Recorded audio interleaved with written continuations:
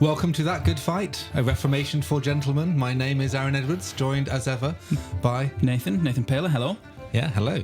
So this week we are carrying on our introductory series. Don't worry, we're nearly done. We will complete the introduction at some point. This 6-episode introduction, but in a way, this is to get the conversation going. And we our last one we had evangelical, then we've talked about reformational. And today we're coming out of the focus on the Reformation, but it will still be related to it, into another word, which I think is genuinely, I would claim this as a neologism. Yeah, you did this. Christendomian, which I think we've talked about previously, sounds a bit odd and strange, but I think it's a legit word. Yeah. Well, you've done it now. You've made it up. It's happened. It's out there.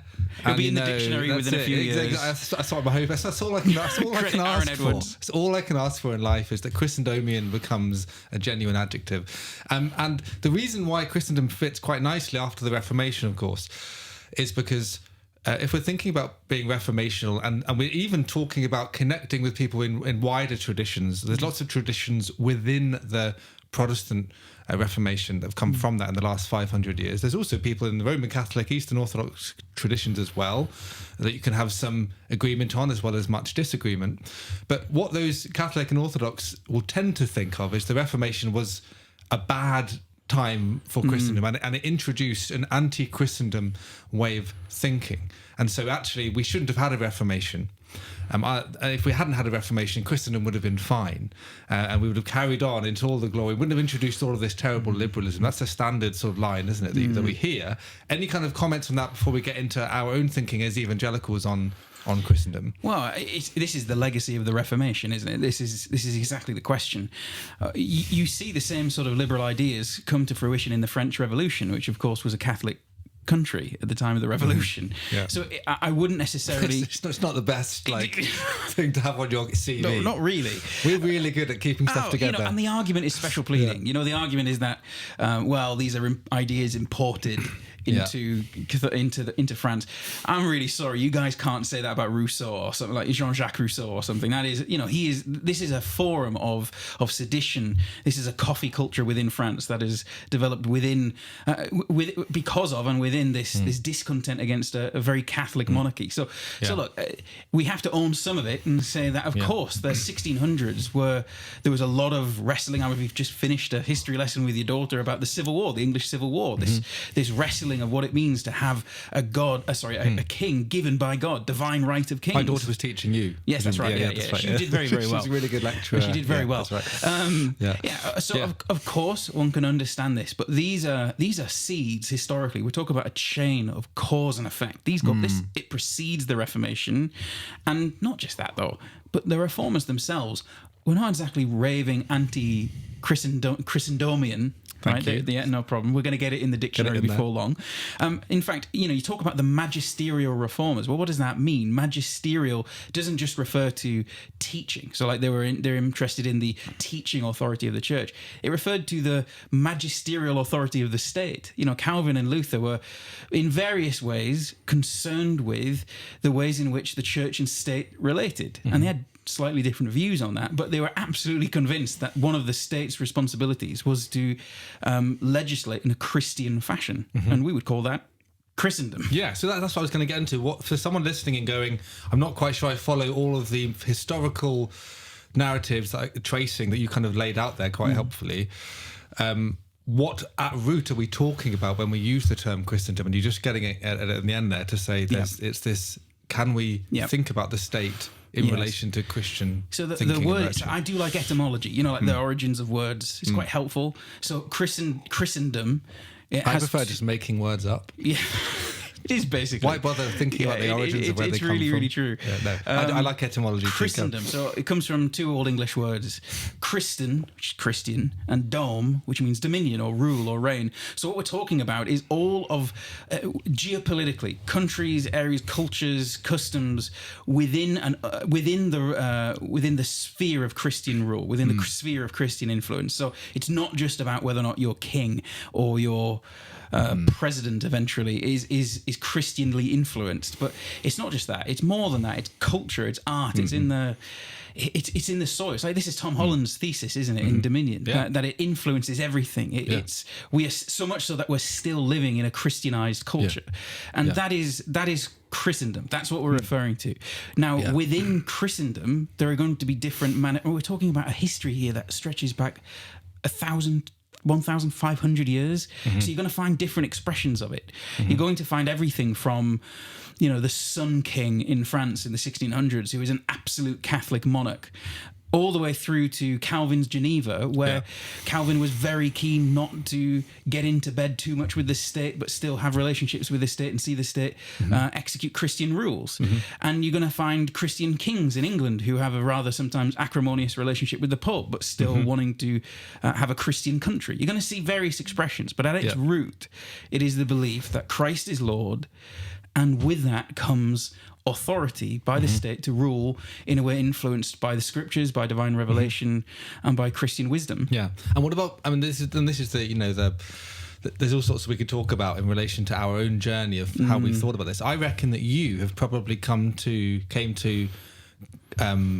pro-Christendom, overtly pro-Christendom convictions before I did, I reckon. Just thinking about our conversations over the last 20 years. Yes. We are both evangelicals who care about the church and the evangelism, the gospel, and piety, and probably both schooled in pietism. Yes. The sense that we really should keep to our lane as Christians, and we don't really get to talk about wider cultural, socio-political issues, or we might do if we get time, but no one ever gets time.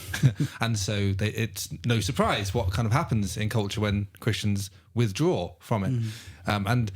But I think because you've had some more time in Anglican churches than I have, I can remember discussions of even the Anglican church years ago where I'm completely like, I don't really know why we should be caring this much about the state, the socio-political state of the nation. I think I care about it, but I think the answer is Jesus. Yes. And in some vague sense. And in a sense, the answer is still Jesus. Yes, of course. If you're pro-Christendom and you care about the church influence in the state, still Jesus is the answer. But in what way and what shape does that take, and what implications are there to Jesus being the answer?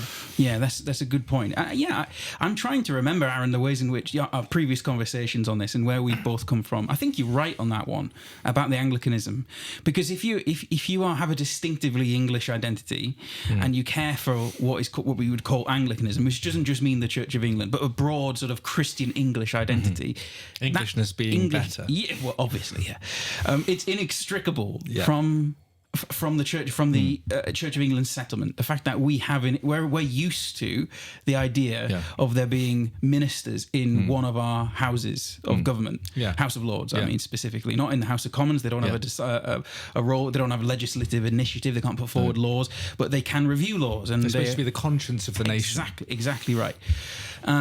So we're used to that principle. Yeah. I'm trying to think where it's come from with me. I think, you go through various different readings of different books and stuff, don't you? But really at root for me was this realization that what will happen if we are successful? So this is the key thing for me. What will happen if our evangelistic efforts work? I mean, God forbid, right? God forbid, because they're not supposed to be. Yeah, they shouldn't work so well that we have to do something about it. We lose down here, that's the phrase. Yeah, that's exactly it. Yeah. So for me, Christendom is, I'm going to use this theological Klingon, missiological. So we're talking about Christendom is missiological. What do I mean? Mission, evangelism. Christendom is a doctrine proper of mission and missiology and evangelistic theology. So what I mean, if, let's say around here, I'm living here in Derbyshire countryside, let's say, for example, the Lord blesses my witnessing around here, and my neighbours down the road become Christians, and they down there become Christians, and over the road they become Christians. Okay, right, well, what will it look like for my little area to be Christian, to be inhabited by Christians? Well, one would hope one starts to rule with a Christian vision, with Christian wisdom, with fellowship and love for one another. Okay, what would happen if my nearby village then becomes Christian? What would happen if the nearby towns, Alfreton and Clare Cross, and these become Christian? Okay, what would that look like when you've got council members who are now Christian? It's not that suddenly you're going to start having this, what do they call it, Handmaid's Tale dystopia of people being under the thumb. It's simply this, that people rule according and they manage their households, their towns, their businesses according to first principles. everyone does this. And this isn't something scary. It's not like Christian nationalism or something to talk in terms of if Christians happen to be in the positions of power and influence culturally and politically, they will start to rule in accordance with their first principles. Yeah. And I mean, it is about Christian nationalism, sure. But we can let's actually bring that in later on, because that is actually the way people interpret that phrase. It needs some unpacking. But you're right, Christendom is a broader phrase of it, and so you're reminding me of one of. I mean, I've probably had many turning points in how I've thought differently about this. It might have started about just under a decade ago, as I'm thinking more. I was teaching a course on religion and culture at the University of Aberdeen. And having to think beyond just, okay, we want to get people saved and in the churches.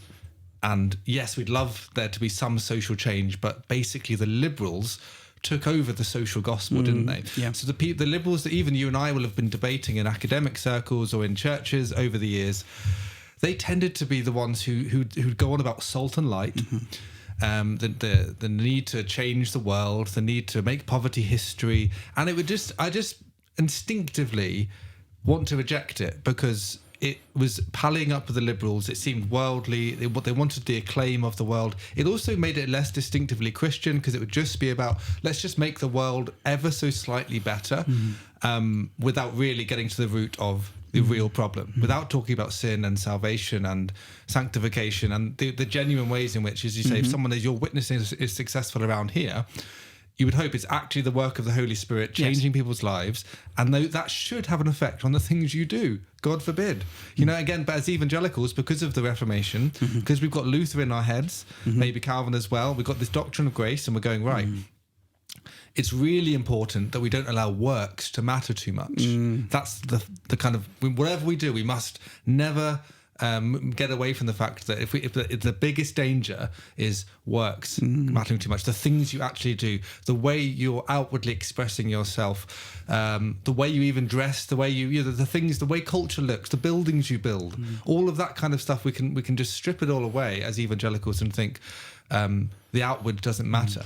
Now, of course, you want a marriage of the inward and the outward as Christians, Absolutely. and that's what Christ says. But just from your point about the Reformation, as it were, of your own area, I think it's a really good way of putting it. We're thinking Reformation of individuals, families, communities, churches, villages, towns, cities, nations, the world. One of the turning points for me, significant ones, was reading a book by someone who I think is now a liberal. I don't know, is he a liberal? He's a left. He's definitely on the left. I know who you mean. It's James K.A. Smith. I mean, he's just he's a squishy place. He's in a squishy place. He clearly says some good stuff as well. He's Kuyperian in his perspective. Abraham Kuyper, I think he is anyway, has certainly expressed things like that before. Maybe he wouldn't own the label anymore. But I think I saw him with a pro-Pride T-shirt 4 or 5 years ago, really going for it. And I was like, right, okay, you're done now. But basically, James K. Smith wrote this series of books on cultural liturgies, kind of doing this apologetics cool thing of like trying to say, hey, what are the people looking for in culture? How can we connect that to Christ, to the gospel? And he wrote this third volume called Awaiting the King, Reforming Public Theology. And he surprised himself because he was reading Augustine's City of God and Oliver O'Donovan's Desire of the Nations. He's a kind of Oxford professor, still alive. I think he's maybe emeritus now, but someone who's been pro-Christendom for a long time, before it was cool to be pro-Christendom, which it kind of is becoming now. And Smith is reading these and finding himself describing Christendom in the way you have there, in terms of missiologically, and saying, actually, it's a missional endeavour. And I first came across O'Donovan a few years before this, and as I was reflecting on Kierkegaard, who's someone who is manifestly anti-Christendom, and he's someone that I've spent a lot of time reading and working on. So, and I understand why there are problems, of course, with laissez-faire Christianity, and maybe we can get into that in a moment as well. But I just wanted to quickly get into the this analogy that we've discussed once or twice before, because we've both seen this as well. This movie that James K. Smith refers to in this book, it was so funny, but it was so on the money. He has this little sidelight in the book where he says, I was just watching this movie called The Postman, and I was like, I've seen The Postman. It's a bad movie, but I love it. 3 hours long, isn't it? It's one of those good bad movies or bad good movies. I don't know how he'd say Hang on, it. who's the actor again? The actor's Kevin Costner. Kevin Costner, yes. Who's the director? Oh my word, I don't know. Kevin Costner. Is he really? Who's the producer? Kevin Costner. Who's the executive producer? It's Kevin Costner.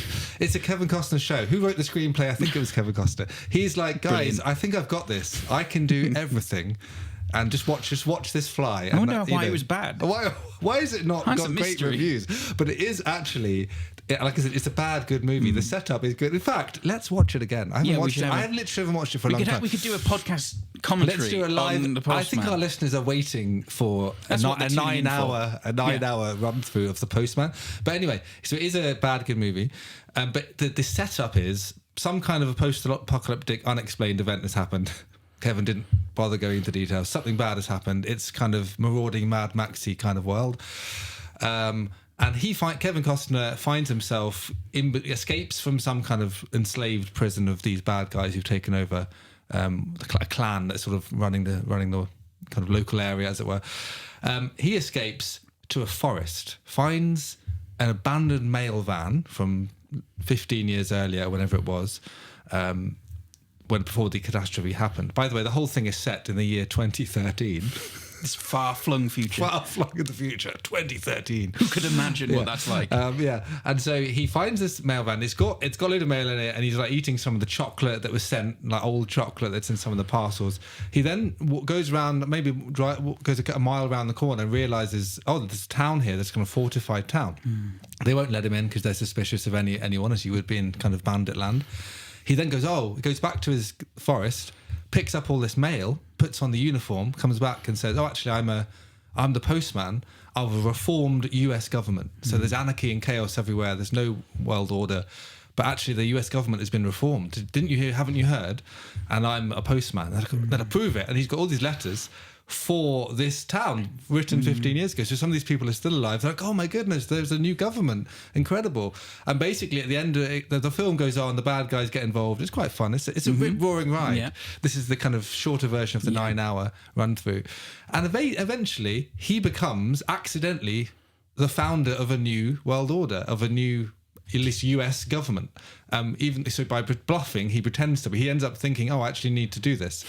And so when he does this, when he recognises that order is better than chaos, Jamie Smith is reflecting on this, saying, if you were in this position, because the world had gotten so bad and for whatever reason you found yourself in a position of power to influence the culture, what kind of virtue would you instill upon that culture, on that society, on the political decisions you would make, on the kind of government you would form? Would you allow Christian virtue to influence it or not? If the former, if you want Christian virtue to influence it, then you are pro-Christendom and there's no getting away from it. You are, and you may as well do it properly. Yeah, that's right. I think at the foundation of that is getting people to recognize that whatever their answer would be, they have first principles about how a society ought to shape itself. So if their answer would be no, I wouldn't have Christian principles influencing, shaping things. I would want some sort of secular modernity, some secular liberal democracy. Well, just acknowledge the fact. Where did you get those ideas from? It's not like it's natural. It's not like you were born and thought, I know what democracy is the worst form of government, but whatever Churchill's phrase was. Except all the other ones. Except all the other ones. It's not like you were born with that in your head. You were told this. Yeah. So all we're saying is examine your first principles. How do you know that liberal secular modernity is good and Christendom is bad? How do you know that? Well, is it possibly because, as indeed I think you would witness to, Aaron, that when we were kids, you were raised with this sort of whether if in church, a pietistic separation of church and state thing, and just generally in the media you consume, the church was the bad guy, and liberal modernity was it's this almost creation myth of modern society, the end of history stuff. That we are now in this post World War II world in which the church ought to be separate from all things. Negative world, as Aaron Wren would say. Go and look it up. But the point here, is going back to those first principles. Own the fact that you have a view, but it hasn't come from nowhere. So how would the Bible shape these things?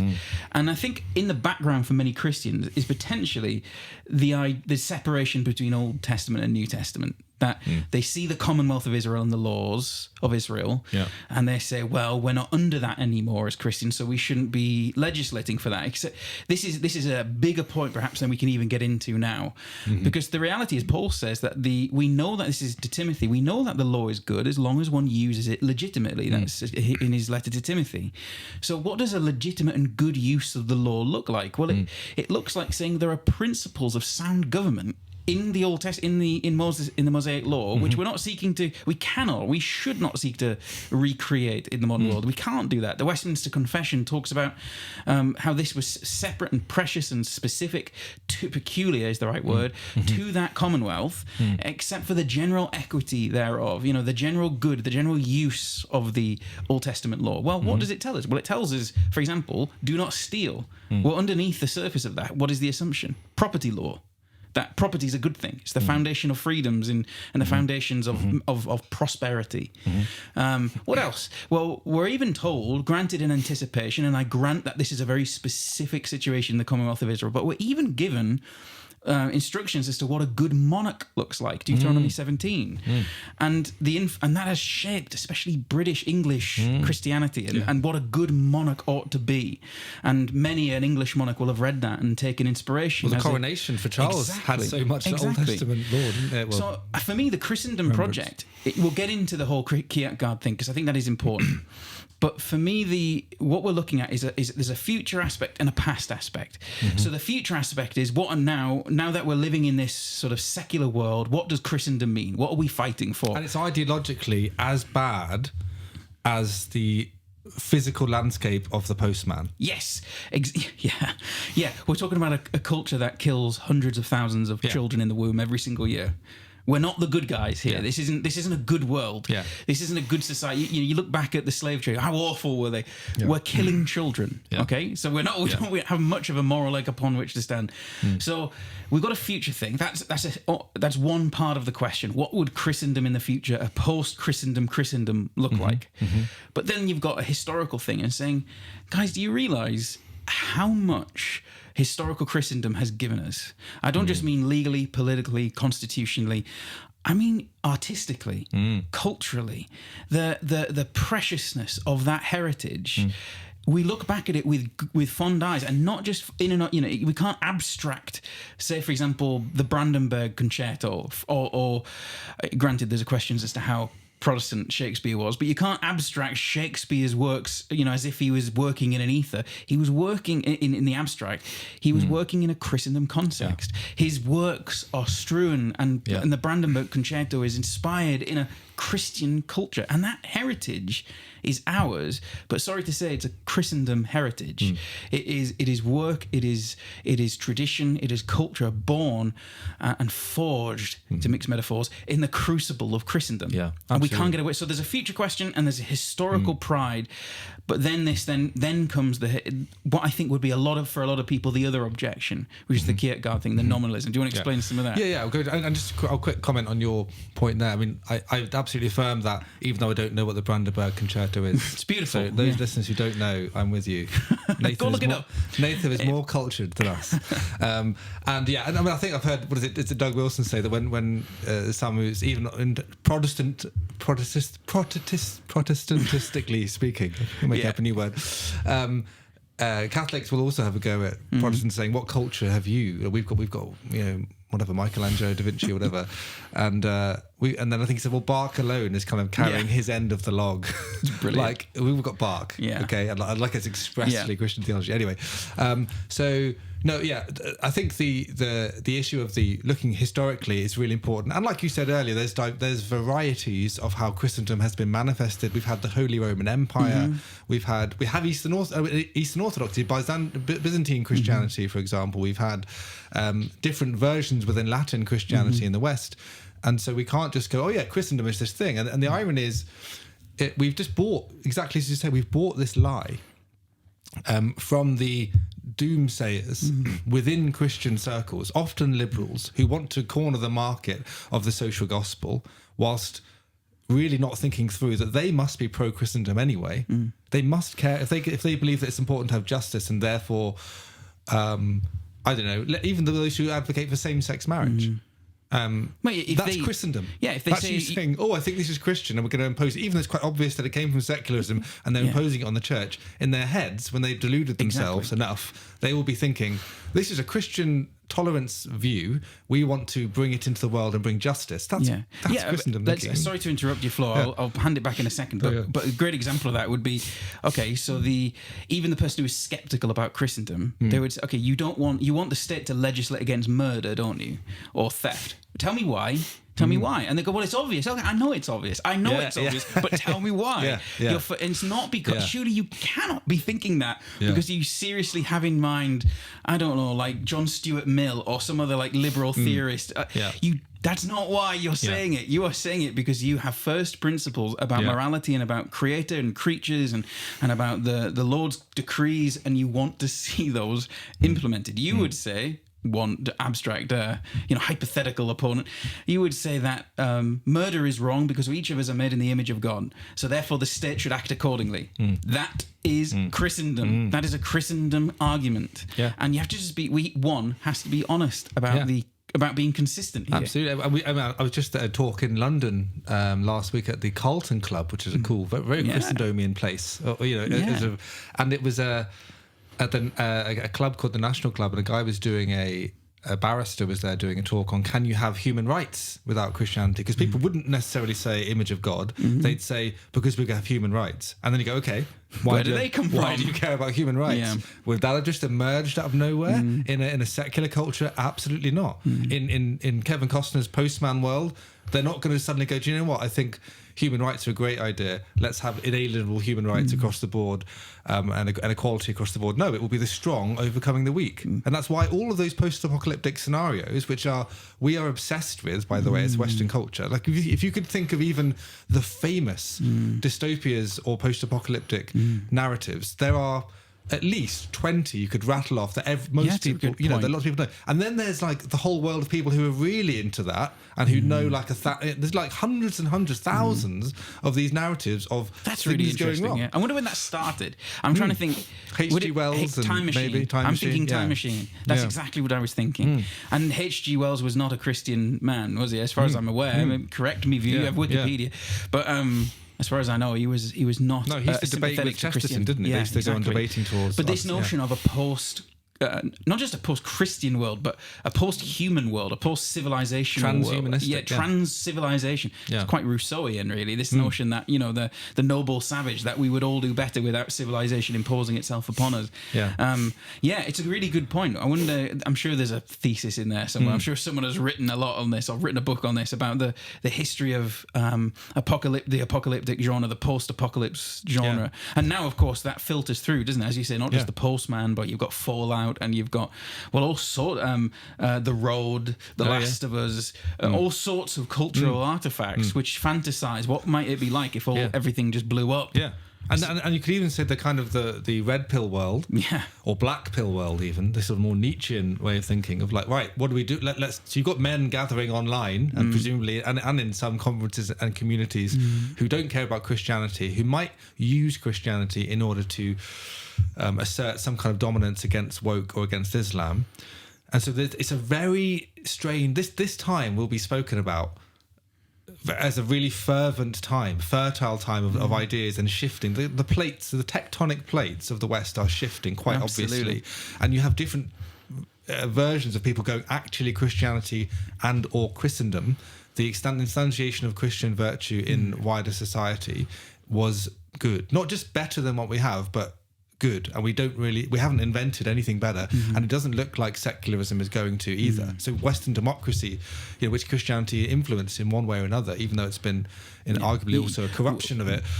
That's like, we can't have the structures that we assume are good without Christianity. Exactly. We just can't. And you mentioned earlier the fact that the scripture even helps us understand a good king, but also even a bad king. Yes, and you think of 1 Samuel 8 when they ask for a king, Israel asks for a king, and God says, here's the kind of king you will have. And many have made this point over the years within theonomic or Christendomian circles, pro-Christendom circles, to say, and look at that, and look at what God said. He said, if you get this bad king, Saul, he's going to take 10% of all that you own.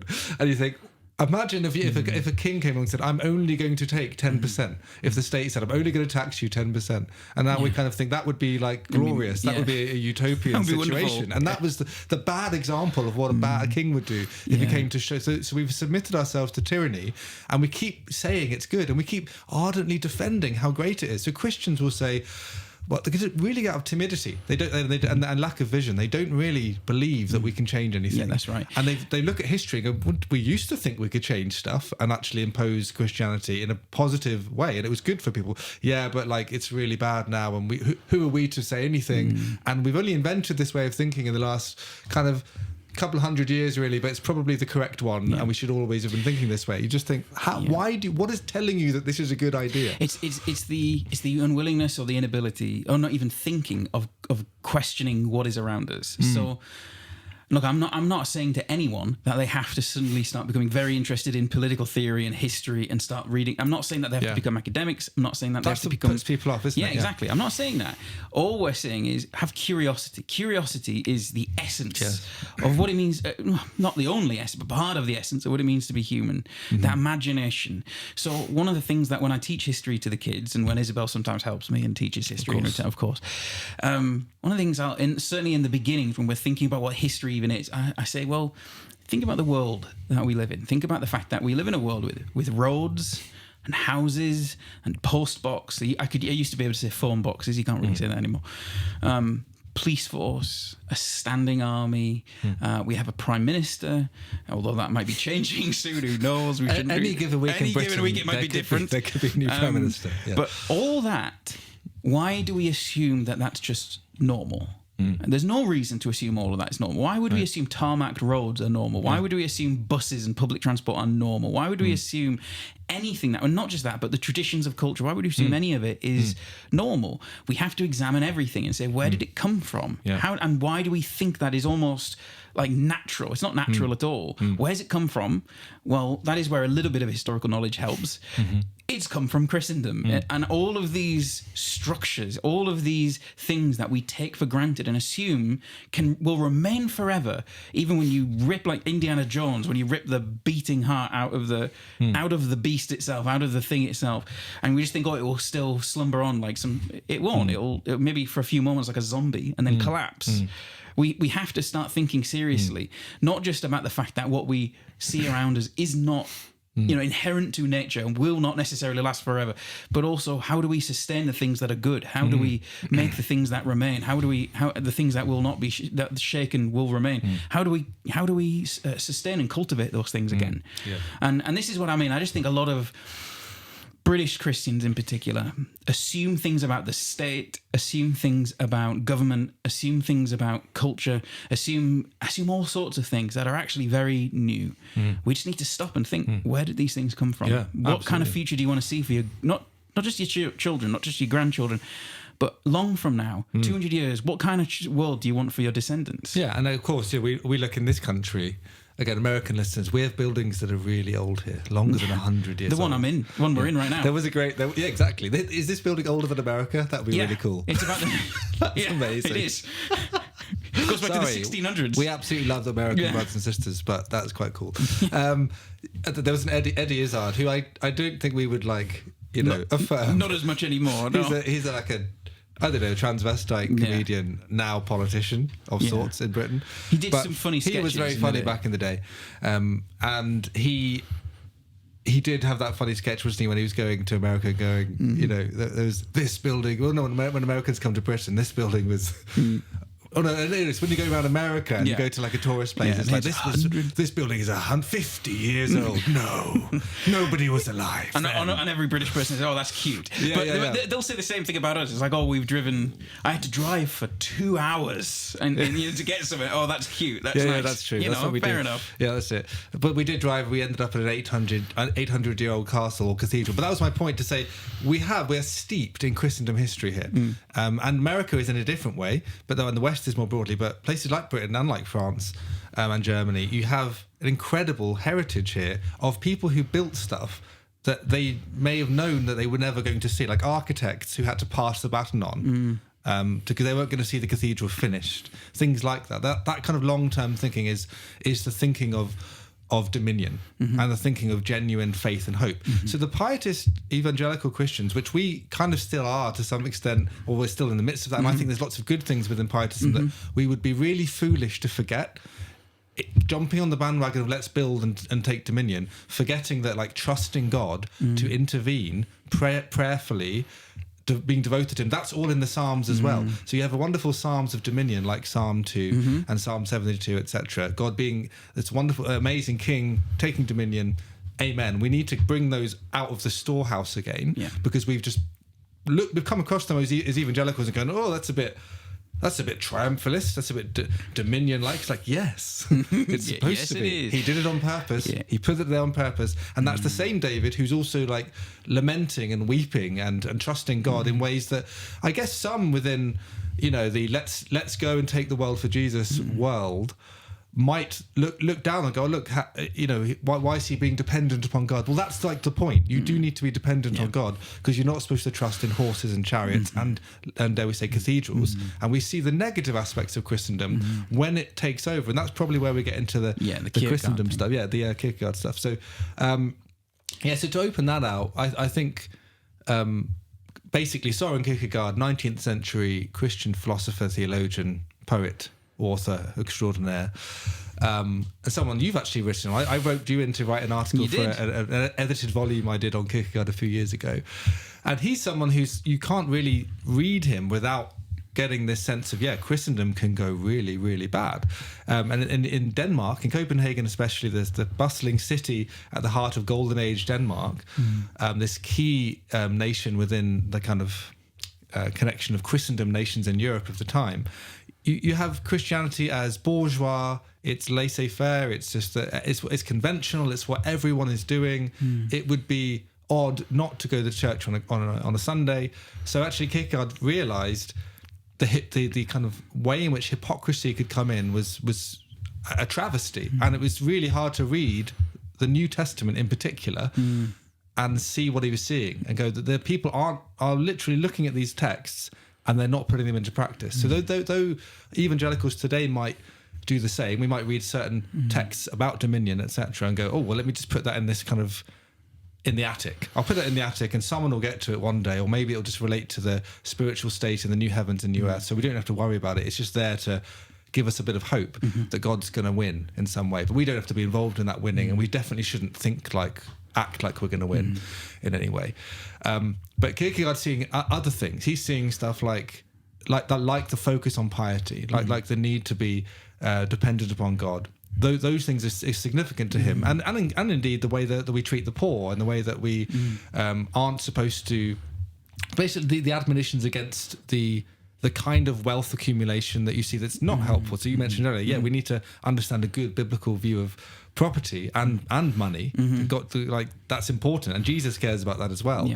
And at the same time, there's challenges to those who are hoarding wealth inappropriately and not sowing it into the kingdom. So he was seeing that. He's seeing pastors who are really, he would call them bread and butter career preachers.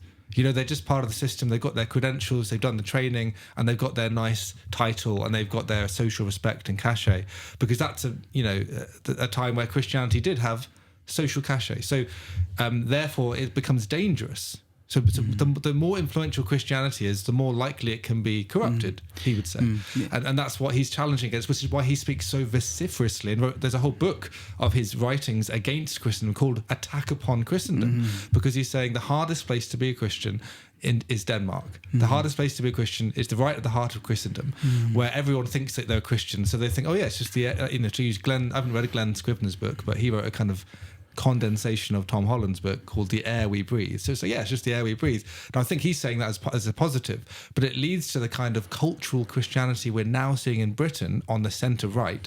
Spectator readers, Telegraph readers, Richard Dawkins, I'm a cultural Christian. Tom Holland will be part of this. I think he would call himself a Christian now, but in a sort of it had been a bit standoffish for a while. You've got Douglas Murray, pro-Christian in some cultural way. We want to be happy with this because it's better than Islamism and woke. It's definitely better, right, on some level, but it could also become idolatrous really, really quick, and we could then be really excitedly going, oh, let's just pally up with everyone who's not pro-woke and not pro-Islam. And are they ever going to get to Jesus? Or are they just going to be like Christian culture, love Christian culture, because we love Bach, we love Brandenburg Concerto. Brandenburg Concerto. But are we really going to get to the what it means to follow Christ? It's a serious, it's a big thing. It's a big thing. Yeah, it's not just the ethical things like about money, as you say. It's and this is again what Kierkegaard is really good at bringing out, that Christ brings an existential decision. He comes and like a nuclear bomb, or he should do.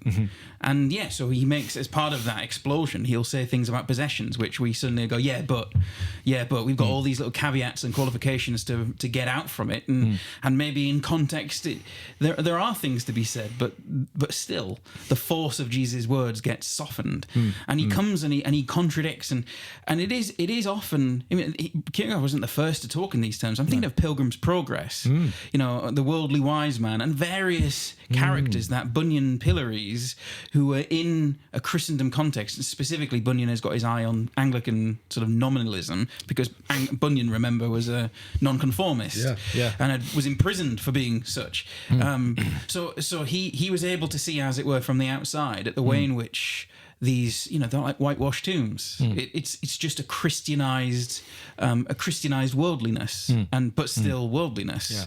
And in many ways, it stinks more on the inside, and that's the point. Jesus would speak against that, and that is the direct relevance of Jesus' words against the Pharisees, and it would apply very well in a nominal Christian country. Now, in my mind, there are two ways of looking at that. Well, several ways, actually. First of all, we have to say that Christendom, in and of itself, the structures of Christendom cannot bring revival. Revival, properly defined, of course, as regeneration of hearts for love and faith in Christ Jesus.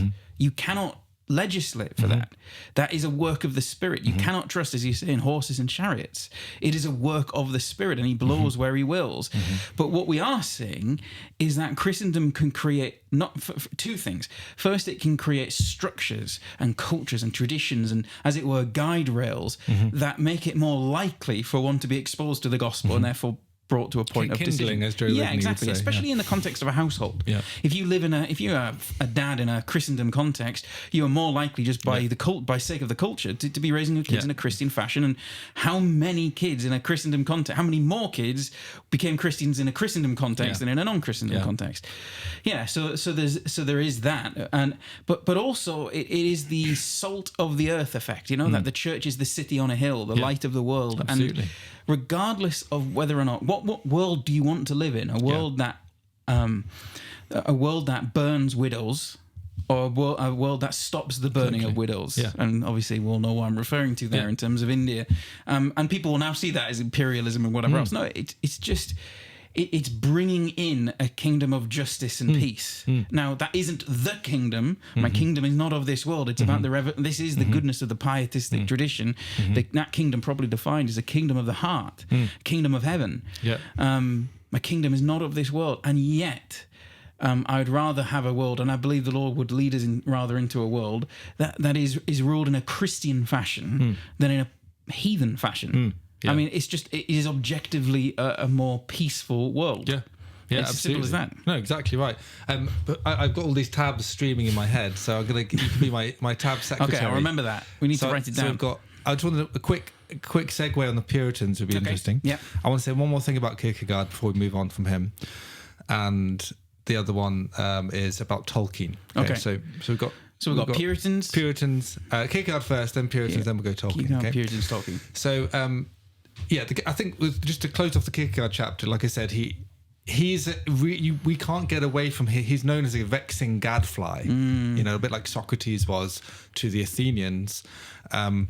It's important to have these voices. He is a prophetic, reforming voice. He believed he was doing Luther's work in his own time, even though it was emphasizing the opposite of what Luther was actually saying, because people were taking Luther's doctrine of justification by grace alone, through faith alone, to be indolent, to be slothful, and just to say, hey, we can be Christians, and because we're so we're blessed by the grace of God, it doesn't have to have any demand upon us. That line in When I Survey the Wondrous Cross, demands my soul, my life, my all. Really, really powerful line and sentiment, and it is that sense of the opposite of cheap grace in Bonhoeffer's terms. We want to actually be saying, this is really it should take all of you. But also, of course, you're blessed by grace. Of course, it's not about you doing things for the sake of fulfilling social conventions. That's like kind of what Kierkegaard's saying. We need real heart religion, as it were, worked out in real time.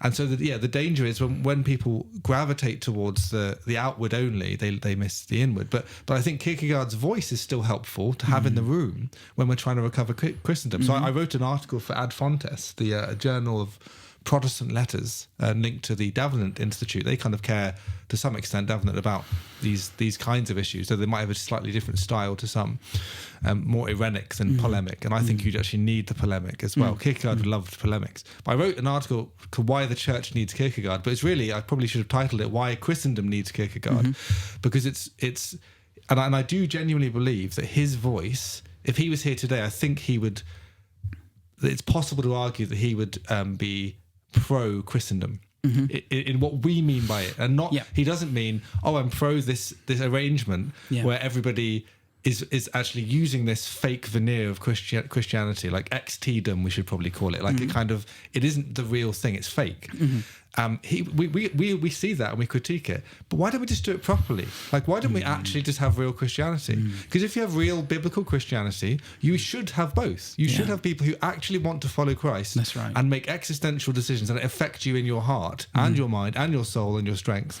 And then because it affects your strengths, the things you do, and everything you do in this earth, it ought to bring all the dominion stuff as well. That's right. Without suddenly contradicting and becoming worldly and corrupted. I know that sounds very idealistic, but what are we supposed to take from Scripture other than this is what we're given, both instructions? We're given this massive, significant trust in God, reliance upon Him for everything, prayerfully, and go and take on the world, because I've put all things under the feet of Christ. All things are under His feet. And so we need to live in that kind of light, don't we? Yeah, that's right. Absolutely. So, yes, 100%. So the Kierkegaard, I'm just remembering your tabs here, Aaron. Yeah, so the next one's Puritans. Puritans. Go on, Puritans. Oh, yeah, okay, fine. So Puritans was, you mentioned Bunyan, and we probably need to do a whole few episodes on the Puritans. Yeah. So let's not, I know you're just teaching on the Puritans. Yeah. But because you mentioned Bunyan, and I'm intrigued to know, because John Owen, famous theologian, beloved of evangelicals, but also was massively pro-Christendom, and yet a fan of Bunyan. And so it's an interesting dynamic that you have that kind of Bunyan, almost like a kind of Paul Washer type voice, and I think he's a big fan of Bunyan. Russell Moore is not a fan of Pilgrim's Progress. I didn't know that. It left him cold, famously, he said, which is interesting. So that's a whole... How? There's all sorts of stuff we could reflect on there. Why did that leave him cold? Well, there's loads to explain there. But yeah, John Owen, the chaplain to Oliver Cromwell, who believed that it was God's will to instantiate as close as we could something related to the Word of God in law, in jurisprudence across the society. So they really did believe in the coming of the kingdom, and of course that means politics, which again for most evangelicals is like, oh no, that will corrupt you. So well, what ought to happen if the postman becomes the president? What ought to happen if your neighbours get saved? We're talking as evangelicals to get people to the Alpha course, get them saved. What next? What are they supposed to do with their life? Are they just supposed to go to their career, make some money so they can tithe, and then so you can pay more people to go and get more people into the church, and then ad infinitum? And yet, this links into the Tolkienian point. Yet we live our lives liking, loving, desiring the good things about creation and about culture. So Tolkien would be an example. Most evangelicals love Lord of the Rings. They just do. Like, so you don't have to work hard to use an analogy in a sermon for Lord of the Rings. Probably because of the films, but not so the books, sadly. Yeah. But like, we haven't got Lord of the Rings stuff here. Amen. Tolkien. So I think it's like, what does it mean to live this pietistic way of thinking where you're not supposed to care about the wider world, and then you are opened up to this vista of an obviously Christendomian view of the world? Middle Earth is a Christendomian vision. It's a saturated world, saturated with Christian transcendent ideas. And you can't get away from that. So we go, we really love this. This brings me joy. This brings delight to my soul. Oh, but should it? Shouldn't you just be praying in your closet, getting people saved and growing the church and doing nothing else? Because how could there be anything more important if you're only living for the next life? Which I guess Bunyan would want to remind us we should live for the next. We should have an eternal perspective. But there's stuff here about the kingdom coming here, which we live as though we care about. So we either need to be fully consistent and say, stop watching anything cultural and being interested in any of that, so you can focus on the most important things before you die. Or we should be being more consistent and saying, what is a Christian view of culture? What is a Christian view of the relationship between Christian doctrine and everything, literally everything, from politics all the way down to the postman. Yeah. The Puritans are funny for that, aren't they? Because what you do have in the Puritans, I mean, Bunyan is the reason why Pilgrim's Progress is so wonderful. Now, people think it's I don't know why Russell Moore would be found cold after reading it. I think the rather lame midwit take is that the allegory is very obvious, and so it's not very good. And it is obvious. Mr. Worldly Wise, Valiant Heart, and it's pretty obvious what he's getting at. Yeah, but that's a genre. But that kind of allegory is a genre. Exactly a genre. It goes back to the Middle Ages, Romance de la Rose, and other things. Yeah. But not only is it as a genre, but I when I've lectured on this subject at Cliff, indeed, that place that shall not be named. When I lectured on that, I said, well, the genius of Pilgrim's Progress is not necessarily in the allegory, but in the insight that the allegory yields. So it's the insight about what the nature of the Christian heart is and the Christian journey, that he has this giant of despair and the slough of despond. And these things are what the Christian life is like. And you're reading it, and it's like, he may as well be describing your own heart, and you may as well be describing your own journey. And there's a remarkable moment with the giant despair as well, when he even discusses what despair does to a Christian, that it can make him want to even take his own life. And remarkable moment for something written in the late 1600s to even contemplate the notion of mental anguish that could even become suicidal. That's remarkable and very sensitive, psychologically sensitive, psychologically insightful, spiritually insightful. So Bunyan is an interesting man, and certainly we're talking about someone who he was in prison whilst he was writing it as a result of his convictions. So certainly he's going to come in, like with Kierkegaard, with a prophetic voice, with a bit of a sledgehammer, and want to tell people not to be nominalistic, and rightfully so. But in general, the Puritans were those who cared, as you say, for things of the heart, whilst also caring for things of state and society. They cared what it looked like. In Baxter's Reformed Pastor, you have this section where he talks about the state of England and the need for revival in England, and he's speaking not just about individuals, but societally and culturally, civilizationally. So the Puritans are helpful in that sense, and many of them are. Of course, there are more Puritans than you can name, really, in this podcast. So, of course, there are going to be some exceptions. But in general, you're going to find a group of men who are concerned for one's own private individual spirituality, and concerned for the heart, concerned for the fact that only the Holy Spirit can bring about individual revival. But at the same time, want to know what that looks like on a civilizational level. They're a great model in that sense. They're great exemplars for what we're talking about. And no, you're right with regards to Tolkien as well. I mean, and why do people find it so fascinating? Again, it's that world saturated with Christian virtues of journey and self-sacrifice, and he doesn't need to talk in allegorically. Just the whole world is suffused with this. These Christian principles. And it's the depth of it and the richness of it. And this is something Francis Schaeffer spoke about a lot in terms of the relationship between ideas and art, the kind of art that emanates from a certain worldview. And you think it's actually something I've often reflected on, that in an average evangelical church, we're happy to churn out the Lord of the Rings analogies and watch the movies and read them, maybe even read the books. But if you had someone who turned up to your local evangelical youth group who was a bit like Tolkien and said, well, so what are you doing in your spare time? Well, I'm like inventing an Elvish language. I've just written out all the script. Hey, do you want to see it? Do you want to see my maps? I'd currently be like, maybe you should use your time better. Maybe you should be like focusing on something that they would then say in their head, a kind of kingdom of God element, but they don't mean what. And he's like, I am. This is me. Like, and the kind of fruitfulness that came from the kind of art of what Tolkien's done, and Lewis to a different extent, of course, more apologetics and less depth to Lewis's worlds, created worlds, than Tolkien's, but there's such a Don't depth. say that to Michael Ward. Sorry. Planet Narnia. Yeah, that's right. Of course. Sorry, there is depth. Of course, we love Lewis. If you're convinced by his argument, huge fan of Lewis, but of course, in terms of literary depth of the kind of created world, it's obvious that Middle Earth has got more about it. And I think that the Narnia, but I think this is the thing that we don't allow a breadth of engagement on these things. So whether and this doesn't just have to relate to art and culture, it does relate to everything, business and other areas of society.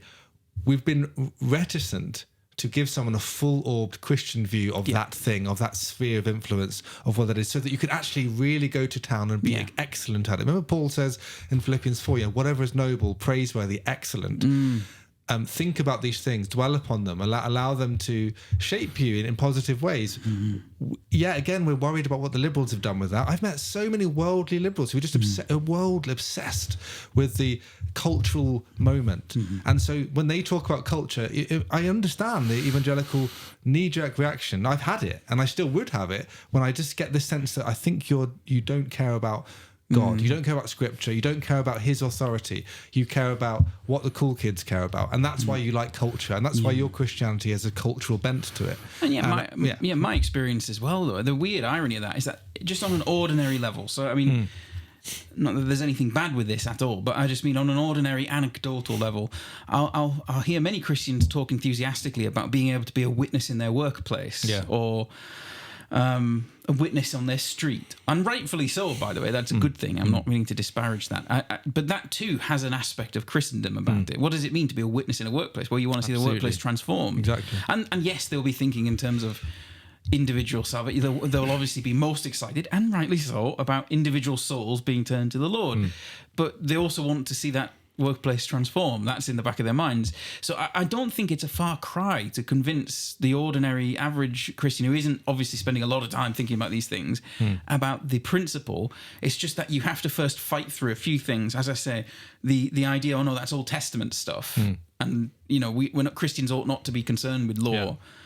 But that's kind of crossing the streams a little bit. That's not really what we're not talking about old Mosaic law. We're talking about a use of biblical principles to guide the society.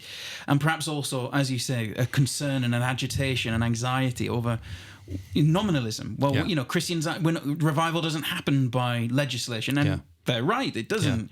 But at the same time, it can create scenarios and forums and cultures in which that's more likely and which is more easy. And we say it all the time anyway, don't we, in churches, where we say, thank you, Lord, for the freedoms that we have in this country. Well, where do they come from? And if you want more of that, how are you going to get it? And if you want less of it, carry on supporting secularism. Exactly. So what I'm saying is that I don't think that it's that difficult to imagine Christendom logic being convincing the evangelical church of Christendom logic. You just have to fight through some. Let me use a bit of an outrageous phrase. You just have to fight through a bit of indoctrination in order to get there. I thought you were going to say far more. I don't know what you were going to say, but it's like indoctrination doesn't sound. Indoctrination. I don't know what the right word would be. I'm so down with indoctrination that isn't even slightly. I know, this is the problem. Indoctrination is not a bad thing. But you know what I mean? You need to fight through the treacle of some very strange, confused principles in order to get there. And you need to kind of go, no, I'm hearing you. I know what your concern is, and I agree with your concern, but it's not that. Yeah, and I would actually say they've been brainwashed. Maybe that's maybe the right way. Yeah. It is genuine brainwashing. People haven't actually thought this thing through. They've actually observed it in the same way that people become more pro same-sex marriage over time because they see it culturally. They see things. They go, I'm just won over to that. Haven't thought it through whether it's actually rational to bring a completely, obviously, what used to be called queer, dynamic of sexuality where it was off to the side deliberately and on purpose and they liked it that way, to just chuck that right in the middle in front of your kids as a norm and say actually what you call a norm is evil, and to even think of there to being heteronormativity is bad, so therefore we need to metrosexualize everything, and I think that's insane for a society. It's not functional, isn't going to work. Thankfully in Britain at least there's a bit of pushback on trans. That's always easier. People aren't going to push back as quickly on the LGB side, but these are the kind of issues, aren't they, where the rubber hits the road societally, where we're realising Christendom, the erosion of Christendom that we've been smashing with hammers probably ever since the French Revolution, or maybe likely before that. Maybe it's arguably someone said the Reformation. Let's not go there again. But undermining and eroding is really bearing rotten fruit. All sorts of horrendous things have emerged from this Western culture. You think of the French Revolution, Marxism, sexual revolution, CRT, intersectionality. These things are all part of the same story. That's right. They're all a rejection of God and His order and His word. And then it's just the Christians going along with it, kind of going, either timidly, oh yeah, I'd love to change it, but what can we really do? Yeah, we're great. Let's just keep praying. Okay, that's good. Do pray. But there are things you can do, and they're just to live consistently, even in your piety. Even just say, I want to be devoted to Christ. Live like that by reading your Bible and applying it. I think this is a good segue, because the question of what do we do with this? So let's say someone's listening saying, okay, I concede your points. Christendom is inevitable. It's an integral feature of missiology. Agreeing with us and hearing our hopefully careful caveats and qualifications about, we can't win hearts by legislation, but it's still important. All the things we've been talking about. Okay, then say, well, what next then? What do I do? And I think that there's a handful of things here. I'm certainly not saying necessarily, although I don't think this is a bad thing in and of itself, that they should go and be selected as an MP for Parliament. Although don't get me wrong, that's not invalid. Some definitely should. Yeah, definitely should. And neither am I saying that they should become obsessed about petitions, because actually a lot of the petitions, but certainly in the UK government, what they have now is a thing where if you go to it's like a formal government website where you can log petitions, and if it gets 10,000 they have to respond, and if it gets 100,000 they have to respond in Parliament. And I think people are beginning to realise it's absolutely pointless, because I've signed some of those petitions and the government does respond even at 100,000. You just hear they just meet it with a wall of ideology, bureaucratic nonsense. Ideology. Yeah. It's just pointless. It's almost Thank you, Mr. Speaker, for raising this very important issue. As we were already responding to it before you told us what the 100,000 people said. So lovely it's democracy. Crazy Carry how on. almost in the first few sentences they just meet. You just met with the same thing. In other words, it's not forcing them to examine what they're doing. They're just giving you a restatement of what they're doing. Now, I'm not saying that you should never sign one. I'm just saying, okay, maybe not. That's not to waste all your time doing that is not necessarily helpful either. But you've just said yourself, there are individual habits of resistance that you can begin to inculcate within your own household, within your own life, that are more Christendom. So we'll talk about this in the. I am remembering this rightly, haven't we? We will talk about this in the patriotism episode. Eschatologically in the past, but in the future. But in the future, yeah. We will talk about this in the idea of like a Russian doll, that you have, all of society is organised with the home as its smallest unit. And really the state is a larger instantiation of many households. So what I'm getting at is in your own household, especially if you have kids, begin to inculcate a form of Christendom, a Christendom within your own walls. And what does that look like? Well, it looks like various things. As you say, reading the scriptures, actually being attentive, running your house as best as you can according to the household codes of the New Testament, and to do so obediently and joyfully and cheerfully. And then also, in terms of educating your own kids and in terms of educating yourself, avail yourself of the riches of Christendom. Actually swim in it. So listen to the Brandenburg Concerto or read of Shakespeare and watch The Postman. And watch The Postman. Yeah, obviously that's the first thing you should do. But yeah, there are and learn languages and rejoice in what is true. And it's not that you have to be some sort of some lovey or something, or you have to like some sort of culture vulture. I'm not saying that, but again, whatever is true, whatever is lovely, whatever is excellent, think about these things, and that will obviously first and foremost involve spiritual truth, but there will also be truth refracted in culture that Christendom has given us. That you can have classical music playing in your house, have good art on the walls, have. Just play with your kids without it necessarily, by the way, needing to go towards high culture, as you say, culture vulture sense, because it isn't. You're right. You need to have these things. You would just say that there's loads of other ways that dominion can come and completely other normal ways, aren't there? And there's people who will, there will be people with different tastes, etc. But I do think there's at the same time this sense of which the more you focus on these things, you're avail yourself of it. That we've got, if we have centuries of Christendom behind us, then live in communion with it. And how do you do that? Yeah. By enjoying the things that were once enjoyed and by keeping them going, by handing them down. And they're actually higher things, and they increase your attention span, and so your kids are going to be able to read more, and that will only have benefits down the line. So there are these are obviously not necessarily spiritual habits as such, but let's not also indulge in that distinction between secular and sacred, which of course we don't indulge. All things belong to the Lord. Christ is Lord and King over everything. And so he should be Lord and King over what you eat and over what you listen to and over what you read and over what you watch and over everything. Absolutely. It's really helpful. And just as we kind of come to a close, I'm kind of thinking of something that the most people are in the kind of jobs, for example, which take up a huge amount of their life. So most people's occupation, like unless say you got fired or something, and then you can just do podcasts. It's like they're in a career track, and they're invested in the current system, the current world. And they may pray, they may hear this and go, oh yeah, I care about culture changing. Like I care about my workplace changing. I want it to be ever so slightly better, whether or not people become Christians or not. I kind of feel that there needs to be a bit more of a turning of the screw there, and a challenge to such people to go, okay, yeah, God may have placed you there, amen, and you can be fruitful. Some of you might need to consider leaving your job to do something more overtly kingdom-based, which might be risky. It might mean you don't have the same settled income, but you won't be living like a serf anymore, climbing this corporate ladder, trying to... doing your pronouns in your emails.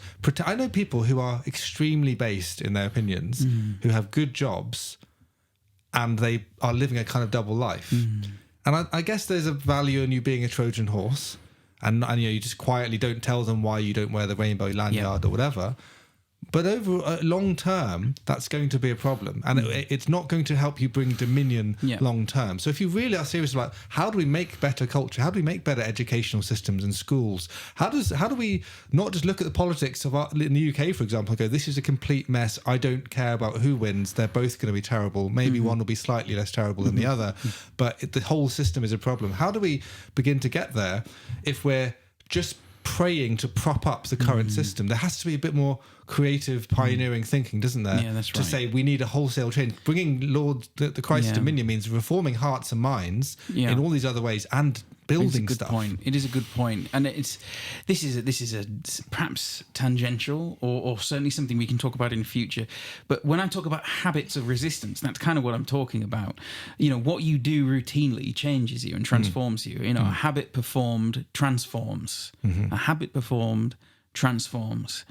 And what does that mean? Well, if you end up putting your name in your pronouns in your bio every single day at work multiple times over, you begin to regard it as normal, or at the very least, it transforms you into some, you become angry and bitter about it every single time you do it. And so it twists and gnarls your heart, and you stop being that salt in a workplace, because you're almost responding in an email bitterly every single time, or you just accept that it's normal, and so the transformation doesn't have to just be acceptance. It can be in a less savory direction. My point then is, what habits do we want to instill in ourselves, in our households, on our street, in our churches, that will be Christendom-focused habits. And Christendom here doesn't just mean laws. It doesn't just mean politics. It means a culture of living in a household, in a church, that we assume that the things that we do matter, and the things that we do will remain and will have a future ahead of us. And someone else will be... someone else, your kids, your sons will have your library, for example, will be continuing to work after you. Again, you're talking about the people who built cathedrals, knowing that they will not see the end of it. And Luther said, well, this is one of those moments where, did he actually, is it one of those legends about Luther? I've never actually checked this. He said, he was once asked, what would you do if you knew that the world was ending tomorrow? He said, I'd plant a tree and sit under its shade. And, well, that's you do the things that are beautiful now because God is beautiful and he calls us to fashion everything after his likeness and he calls us to beautify the world. Yeah. That's what Christendom is for me. It doesn't have to be this, Thomas Hobbes Leviathan of state, the organs of state, pressing down upon us. It doesn't have to be a heavy thing. We're talking about establishing beauty. Yeah, that's it. And that's a really good way of bringing together the cultural dominion and the right thinking in the pietistic traditions, where you're saying what James says, who was Kierkegaard's favourite Bible writer, I'm almost certain. Don't just think about tomorrow and go, well, this is all going to happen tomorrow. Yeah. You do actually have to have that sense of being reliant upon God for each and every day, as Christ calls us to. Right. And as you do that, as Luther says, what are you going to do that day? How are you going to trust God that day? What faith are you going to have for God to bring dominion today? Even if you go, well, in 5 years, where will it be? Yeah, maybe you can think 5 years, but just remember what James says. Like, you might die today. And what are you going to do to help advance the kingdom today? That's right. So, on that note, we'll come back to this topic, I'm sure, in future episodes, or we already have done in ones we've recorded before. So we'll sign off with that. So be strong in the Lord and in the strength of his might. Defy the devil and act like men. Oh, my word. Love the brotherhood? Love the brotherhood. Okay, good. Fear God. Yeah, good. Christ is Lord. God save the king. Amen. This is That Good Fight. See you next time.